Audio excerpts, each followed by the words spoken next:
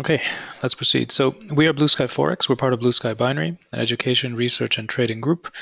We're basically 9 senior traders situated around the world that help you trade safer, and we also teach FX trading strategies and binary option trading strategies. Blue Sky Forex is presenting this webinar on behalf of Hot Forex in order to educate you to help you become highly profitable currency traders. Now, there are two types of trading, the two types of classifications of markets. One is a trending market, okay, also known as price action, where liquidity is strong and it's headed in one direction, either north or south. And then there's mean reversion, where the market is basically bouncing up and down between a range. And the Renko indicator is better used for mean reverting markets, okay?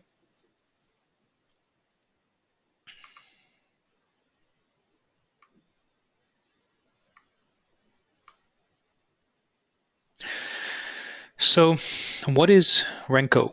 This is how Renko looks. Black and white bricks. Okay, and they are kind of look like candles but without wicks. And they are invented in Japan, similar to candlestick and Ichimoku charts to some degree. Thing about Renko is that they ignore the variable of time. Okay, that's important for you to know. So time is generally ignored, and they only depict price ranges that meets a particular pip threshold. Okay, for example, if in your settings, when you add the Renko indicator, if you set the points threshold or the pip threshold to 10, this basically means that a Renko will only be drawn on the chart after the price has moved up or down by 10 pips. If it's moved up, it'll be a hollow Renko brick. If it's moved down, it'll be um, a, a black or a dark brick, depending on your settings. All right, so it's an indicator of price magnitude, okay, but it doesn't take into account time. For example, the Renko brick may actually take a month, if it's a very slow moving price, to drop 10 pips, right? In which case, an entire month has gone by before one brick is drawn. So you'll notice here the x-axis, which is depicting time, is not constant. It's actually completely dynamic depending on how long it took for those bricks to be drawn. So it's a very unique indicator. Some would almost call it strange or weird. Now the big question is, does it actually work? Do Renko bricks work? Are they used? Yes, it can be used along with moving averages, by the way, and along with key support and resistance levels to check for reversals. And that's the extent to which we suggest you use Renko bricks. Right? I mean, for example, both Ichimoku and Renko, they have no relation to each other, by the way. We just cover them in a two-part webinar series. This is the second part. Ichimoku is a deep, powerful indicator, which we did last week. Renko is less so, but it can be used in conjunction with support and resistance. Because it does not take into account a very important variable, which is time, okay, which is a key factor in market geometry and technicals, it is restricted in our view. Okay, it's a restrictive, it's not to be used alone. Also, fundamental events such as news may be embedded inside Renko bricks, right, thereby distorting the data. If you're doing a pure technical analysis, I would be very, very careful of using it purely by itself. So the question now is, how do you use a Renko brick? So basically, there are a few ways to use it. One very popular method would be basically you can use Renko bricks in conjunction with key resistance levels. Okay, so for example, for those of you that know basic support and resistance level theory, which we teach on a dedicated webinar, when the price is headed north, let's say it's an upward trend and it's crossed the pivot point between support S1 and R1, it's headed to R1, which is the nearest resistance, and let's say it breaks that. Okay, so it actually breaks this red line here that you see resistance level with a white Renko brick. whatever the threshold has been set, if you've set it to 20 pips or 10 pips, whatever it is, typically if you want a breach, a resistance breach, it should be at least 10, 15 pips. 2 or 3, 4, 5 pips is not enough. So let's say each Renko break you have set at 15 pips. So you see a new brick drawn above the mathematically calculated resistance point. And that's a bullish indicator. Okay, so that's a bullish indicator already. And more importantly, if it actually crosses, the price actually crosses from below the 10 period moving average, okay, or basically a quick moving average, it could be 15 periods, 14, 9 periods, whatever average you use. If it crosses it from below and it's closed above a key resistance, then what probably will happen, and this is according to Renko theory, is that you'll get more bricks drawn in that direction, right? So you'll get more price strength. You see it happening here, you see it happening here. And this is basically, support and resistance level theory playing out. Everything we've taught, it's just a different way to depict it. Renko breaks are visually very easy on the eyes. Candlesticks can be a little bit confusing for newbies. And certainly Heikinashi and some of the more exotic type of price action representation can be very confusing. So Renko breaks really keep things simple, right? Here you'll notice that it's breached the resistance and you have a higher low here if you compare this retracement versus this retracement. And so there's a strong tendency for this to continue its next leg north. Now that could be to R2, it could be to R3. That depends on the price.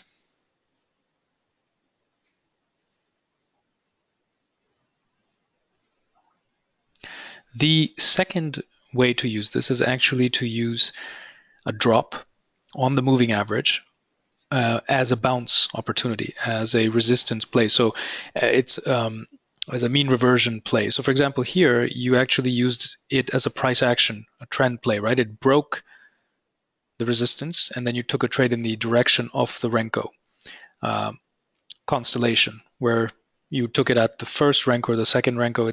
It's almost irrelevant. You would have profited from this move, but maybe you want to wait for a retrace. And typically when you get a confirmed negative Renko amidst a trend up, like for example here you have this temporary black one, which means it fell by 10 or 15 pips, whatever the threshold was, and it's near the moving average, then that also could be a good bounce opportunity, right, for you to enter along when you see this black brick next above a moving average. And if it was below, then below moving average. Okay, and yes, this webinar is recorded for all the people asking that question. Okay, so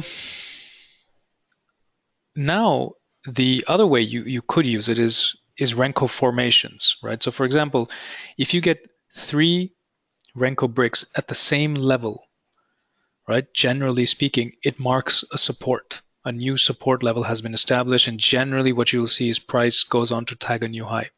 All right. So for example, in candlestick theory, you have various formations, right? You have the hanging man, you have also shooting stars, you have inverted hammers, and similar in Renko, you also have your own set of formations.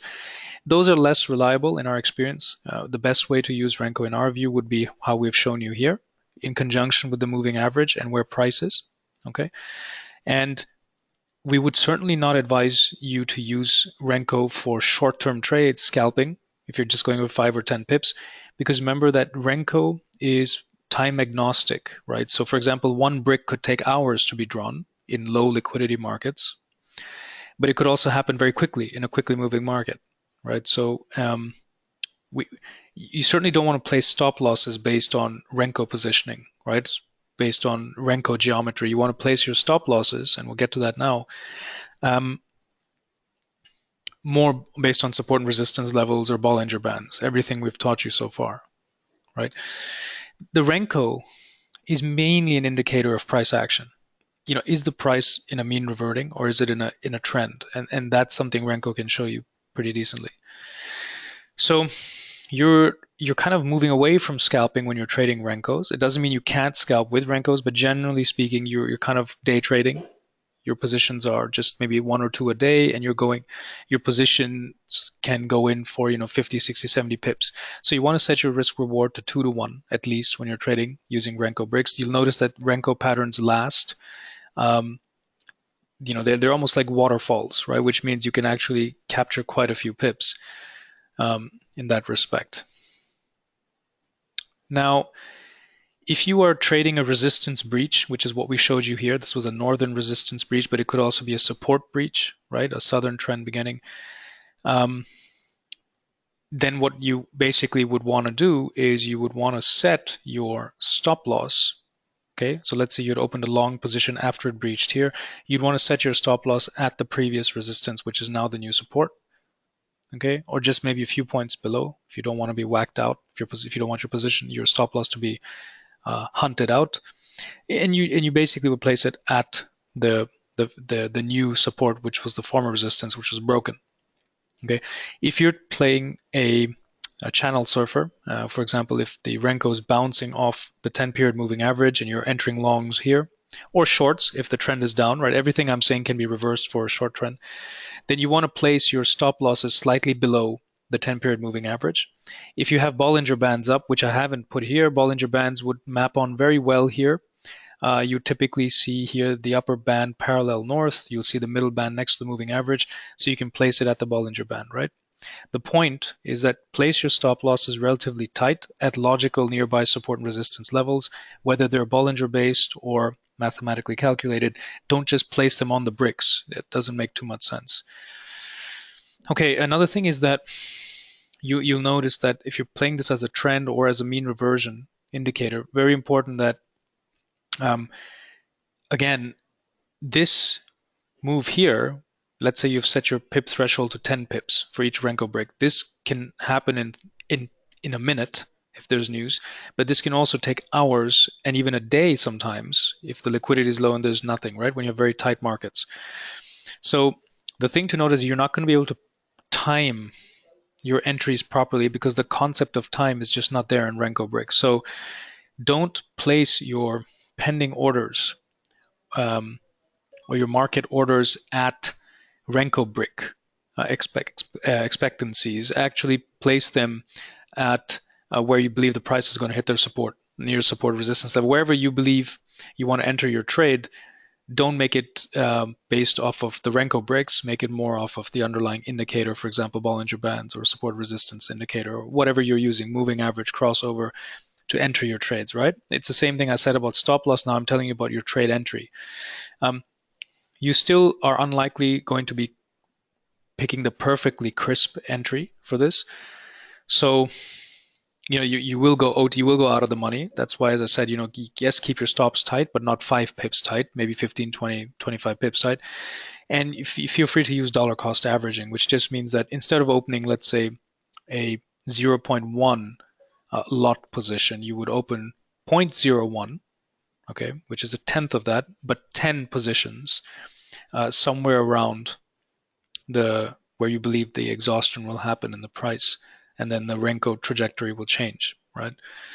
And you just open them at incrementally better prices, so you get a better overall average price for a 0.1 lot position, right? As opposed to buying 0.1 lot at the red line here, and you've actually gone out of the money before you come into the money, right? So a lot of traders use dollar cost averaging. It's not martingaling at all. It's just splitting your capital.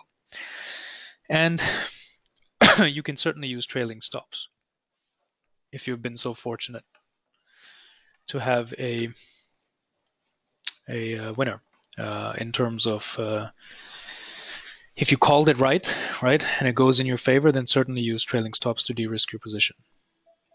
Okay, so now just for those of you that are new, some common currency dangers before we take questions and answers.